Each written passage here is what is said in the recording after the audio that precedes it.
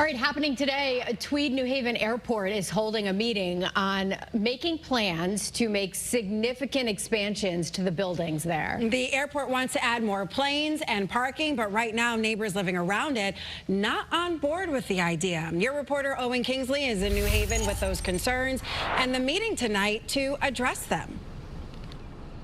Yeah, tonight, airport officials will address the latest with that expansion plan and what they are doing to take on some of those concerns of noise and pollution and traffic that a lot of people in this neighborhood have brought up.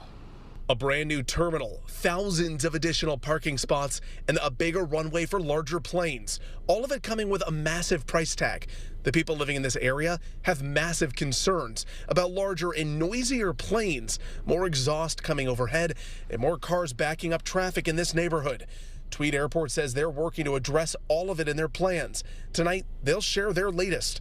The massive project is still waiting for final zoning approval, but has been approved by New Haven, East Haven, and the Airport Authority. The meeting is at 6 o'clock tonight over at Nathan Hale School, available for any New Haven residents here in Ward 18. End of the meeting, there'll be an opportunity for you to ask your questions to airport officials about this project and how it'll impact you. Your reporter live in New Haven, I'm Owen Kingsley, Channel 3 Eyewitness News.